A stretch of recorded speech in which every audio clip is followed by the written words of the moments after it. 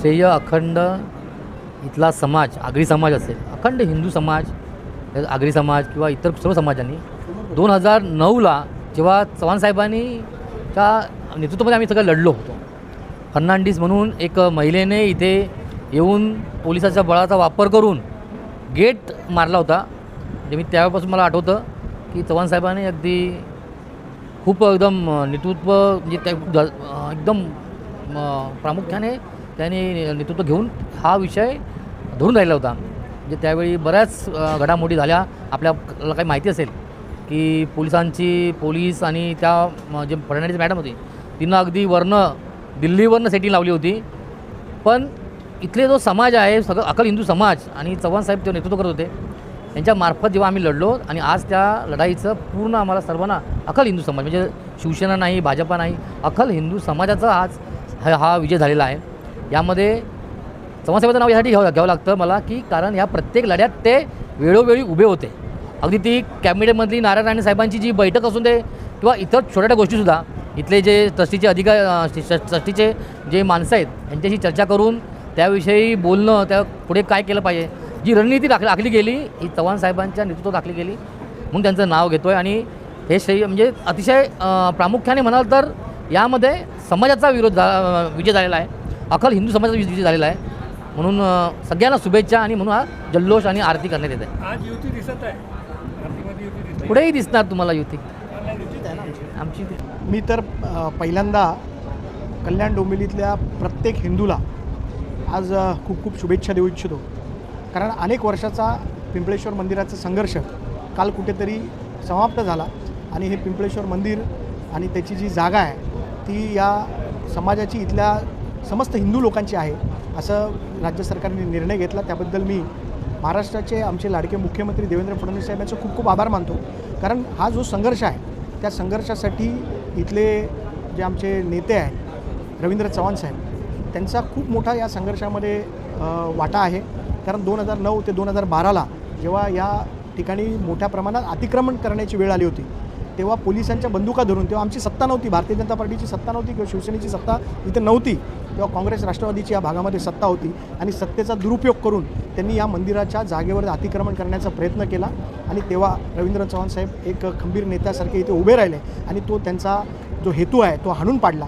आणि त्याच्यामुळेच गेल्या 15 वर्षाचा जो संघर्ष आहे तो या भारतीय जनता पार्टीने इथे जो प्रामुख्याने काल म्हणजे संपवला आहे. आणि मला तर असं सगळ्यांना सांगायचं आहे की पिंपळेश्वर मंदिर आणि त्याची जागा ही तर झाकी आहे, दुर्गाडी आणि मलंगड आता बाकी आहे. एवढंच आमच्यासाठी पुढचा उद्देश आहे आणि त्याच्यासाठी रवींद्र चव्हाण साहेब यांच्या नेतृत्वाखाली आम्ही काम करतो. आज शिवसेना आणि भाजप दोन्ही अरे आमची युतीच आहे ना, महाराष्ट्रामध्ये युती आहे, सगळ्याकडे युती आहे, महापालिकेत युती आहे. नाही काल ते विसरले असतील पण आज आम्ही त्यांना विसरलो नाही, आम्ही सगळे एकत्र आहोत. तुम्ही असं कशाला भेदभाव करता आमच्यामध्ये कुठलाही भेदभाव नाही. आमची युती म्हणजे ती अटूट आहे. तुम्ही त्याचा बिलकुल काळजी करू नका. आम्ही आमच्या नेत्यांच्या नेतृत्वाखाली काम करतो. कल्याण ग्रामीणमध्ये असलेला आणि डोंबिवली शहराला लगत असलेला सागाव सोनारपाड्यातला हा पिंपळेश्वर महादेव मंदिर आणि पिंपळेश्वर महादेव मंदिराचा या पंचकृतीत असलेलं मोठं नाव आणि या डोंबिवली क्षेत्रात जेव्हा MIDC आली त्याच्या अगोदरचं पुरातन मंदिर आपले पिंपळेश्वर महादेव मंदिर आणि मग MIDC आल्यानंतर MIDCच्या ताब्यात गेलेली जागा आणि त्या दिवसापासून या पंचक्रोशीतले सर्व समाजाचे लोक हिंदू बांधव की मंदिर हा आमचं आहे आणि त्याच्यासाठी सतत लढत होते. अनेक बैठका झाल्या. राज्याच्या धर्तीवर अनेक बैठका झाल्या. या कल्याण लोकसभेचे लाडके खासदार सन्मानित श्रीकांतजी शिंदेसाहेब, आधीचे माजी राज्यमंत्री सन्मानित रवींद्रजी चव्हाण साहेब, ज्येष्ठ नेते जगन्नाथ पाटील साहेब आणि इथले सर्व पदाधिकारी आणि ट्रस्टीचे सर्व ट्रस्टीगण वारंवार राज्य सरकारकडे मागणी करत होते की ही पिंपळेश्वर महादेव मंदिराची जागा आहे आणि ही आमचीच आहे. पण आंदोलनं झाली, उपोषणं झाली अनेक वेळा. तुम्हाला आम्ही सांगू इच्छितो की हा मंदिर 1995 साली आमचे आदरणीय धर्मवीर आनंद दिघे साहेबांनी याचं प्राणप्रतिष्ठा केली, याचं उद्घाटन केलं आणि खिडकालेश्वर मंदिरचे डिकेदास बाबा हेही या उद्घाटनाला होते. आणि हा असा पुरातन मंदिर आणि वारंवार खासदार श्रीकांतजी शिंदेसाहेब, रवींद्रजी चव्हाण साहेब यांच्या माध्यमातून राज्य सरकारकडे बैठका झाल्या आणि त्या बैठकीला आज अतिशय गोडवा निर्माण झालेला आहे. काल मंत्रिमंडळाची बैठक झाली.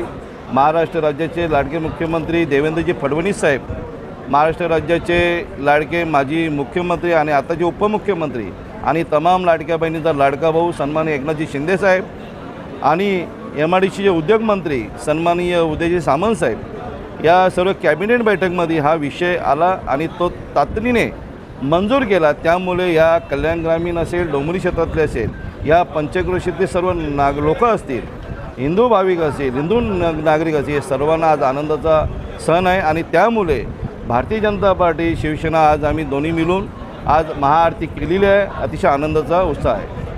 काल तुम्ही त्यांना विसरले असं काल मंत्रिमंडळात निर्णय झाला. मी भारतीय जनता पार्टीचे जिल्हाध्यक्ष सन्माननीय नंदूजी परब साहेबांना कॉन्टॅक्ट केला होता. नंदूजी परब साहेब आणि त्याची संपूर्ण टीम अलिबागला प्रशिक्षणासाठी गेले होते. त्यामुळे भारतीय जनता पार्टीचा इथे एकही पदाधिकारी उपस्थित नव्हता. मी जिल्हाध्यक्ष नंदू परब साहेबांची परवानगी घेतली की बाबा आम्ही इथे आलेलो काय करू, तुम्ही पूजा करा असे आम्हाला नंदू परब साहेबांनी सांगितलं. म्हणून आम्ही काल पूजा केली आणि आज दोन्ही मिळून दिवस ठरवलेला होता आणि आम्ही मोठ्या संख्येने इथे सर्व भारतीय जनता पार्टीचे पदाधिकारी, शिवसेनेचे पदाधिकारी, सर्व नगरसेवक इथे उपस्थित आहेत.